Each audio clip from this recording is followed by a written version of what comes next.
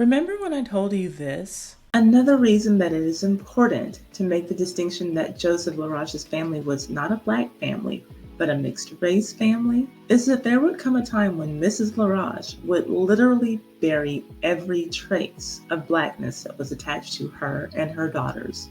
In case you haven't seen that, that is a clip of my first video about the LaRoche family that has been inaccurately called the only black family on the Titanic.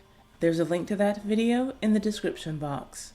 Well, when I said that his wife literally buried his blackness, that's what I meant. Literally. As in, Mrs. LaRoche took every photo of Joseph along with every ID card or paper that referred to him as black, Haitian, or African, and she put them in a chest and buried them in her backyard. Let's get into it. But first, if you like these videos about the most scandalous stories from yesteryear that make Ty's Hot Mess History a time capsule for the culture, subscribe and hit the notification bell so that you can know every time that I upload one of these videos or every time that I live stream. And comment, I subscribed, in the comment section so that I can say hello. Now, on to why you are here. So many of you told me that you wanted to know what happened to the LaRoche family after the Titanic sank, along with the family's husband and father, Joseph LaRoche. So, here we are. Joseph met Julia when she was only 15 years old. He wanted to be with her right away, but Juliet's father laid down the rule that Joseph must complete his degree first. So he did.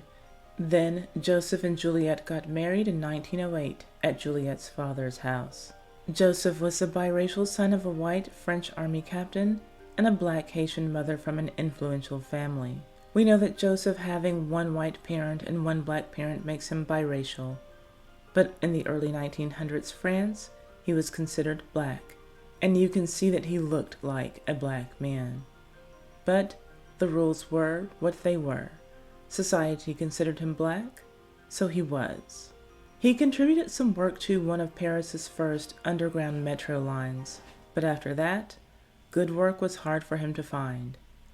He was an educated engineer who likely would have had a promising career in a city like Paris.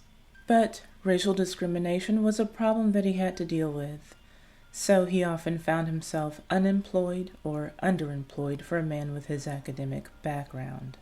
And underemployed meant underpaid. While potential French employers seemed to have a problem with Joseph's blackness, his father-in-law did not. Joseph lived with his father-in-law, along with his wife, of course. Then, two little ones came early into the marriage.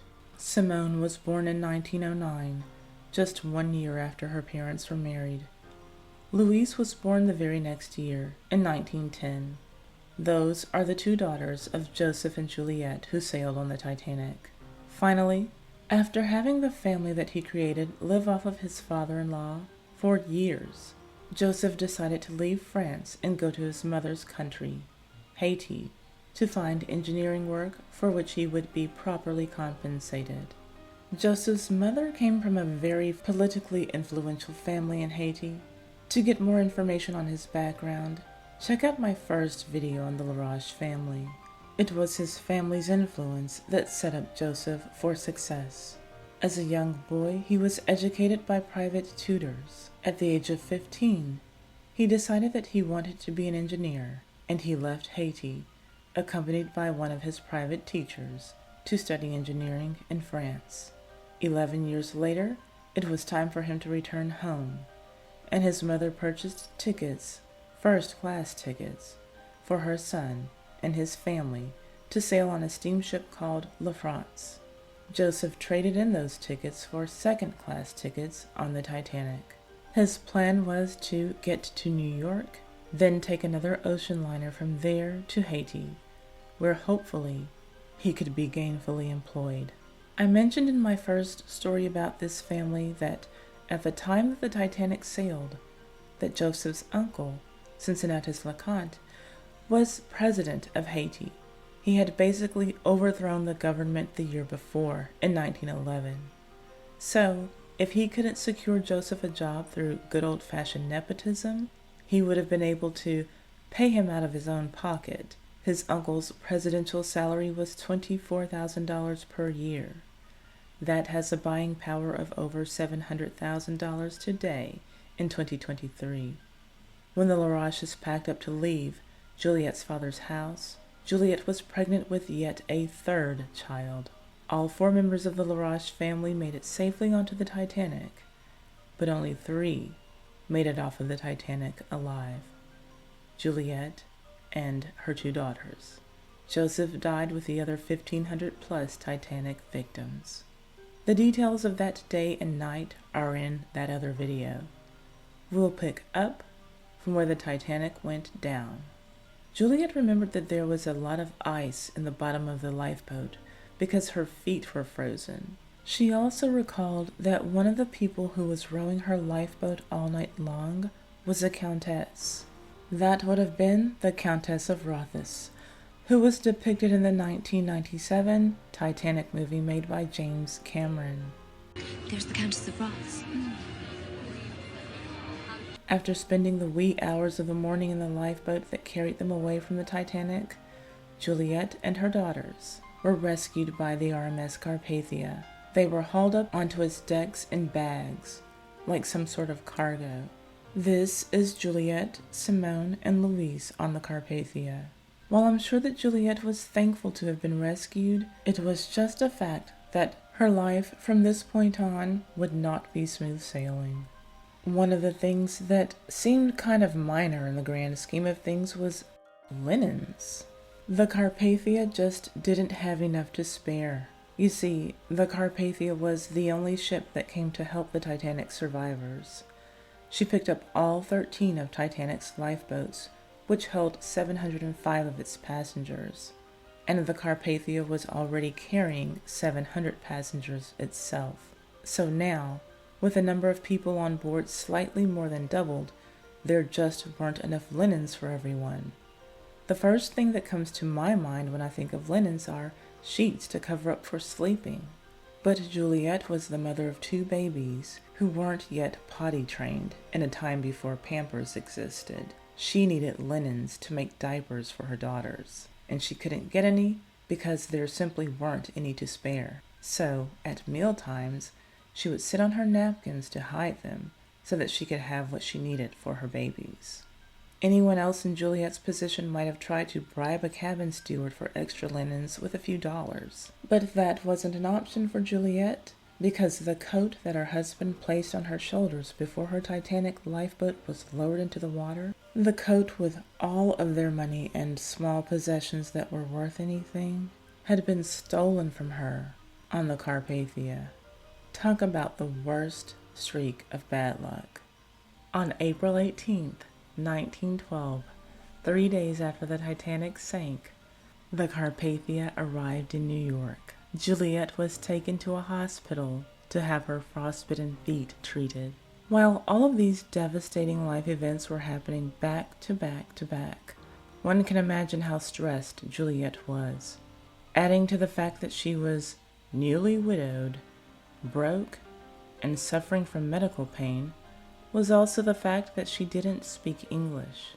She had only been able to make it to the safety of a lifeboat as quickly as she did because her husband spoke English and understood the direction of the Titanic's crew members.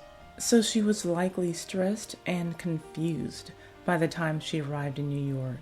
She ended up canceling her trip to Haiti and returning home to the comfort and familiarity of her country and her father's house. At the end of the year, Juliet delivered the child that she was carrying when she boarded the Titanic. It was a boy, and she named him after his father. About a year and a half later, World War I started in July of 1914.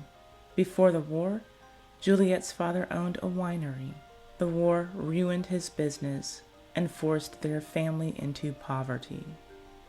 So her father, out of financial options, urged Juliet to sue the White Star Line, the company that built and owned the Titanic, for the damages she suffered.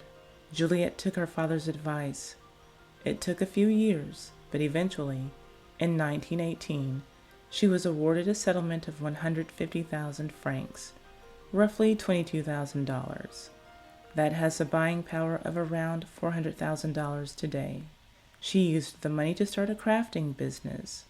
Eventually, her father died, and she and her children continued to live at his house. 2 years later, in 1920, Joseph's mother traveled from Haiti to visit her daughter-in-law and grandchildren. They had a horrible visit. All of the sources say that Anne treated Juliette and her children like they were foreigners. I don't know exactly what that means. At any rate, Anne LaRoche left France and never saw Joseph's wife or her grandchildren ever again. As far as Juliette literally burying her husband's blackness, that happened during World War II, when the Nazis occupied Europe. For the sake and safety of herself and her daughters, it was better if no one knew that she had ever been married to a man who was biracial, a man who would have been identified as black, and it was also better if no one knew that her daughters had any black ancestry. To the naked eye, at that time, they didn't appear to be black. And if no one was asking, Juliette certainly wasn't telling. Juliette gathered up everything that would let anyone know anything about his Haitian mother's side of the family. Pictures, identification cards, legal documents, and she put them in a chest and buried them deep in her backyard. I do find it ironic that Joseph's body was never recovered from the Titanic disaster, so that his family couldn't hold a proper funeral for him and bury him. Yet and still, roughly 30 years after his death, he was buried by his family. In a way, at least half of him was buried. His widow, Juliette, never remarried. The 2 daughters he knew never married at all or had children. Simone died in 1973 at the age of 64. Juliette outlived Simone, which is a tragedy in and of itself to have a parent outlive a child.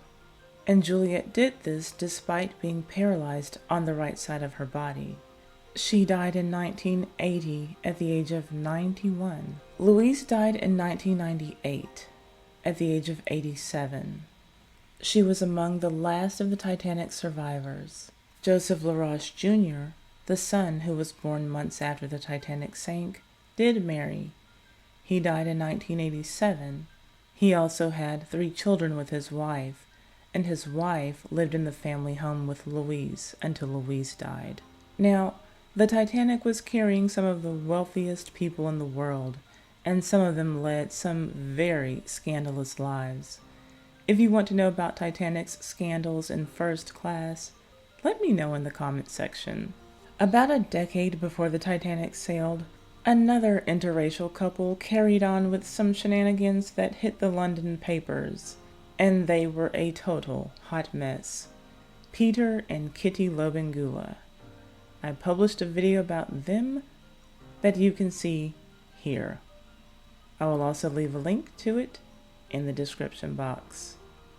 My sources for this story are Chrissy Hamlin on Blogspot, the Chicago Tribune Archives, the Titanic Historical Society, Encyclopedia Titanica, and Kelly Carter from Wellesley College.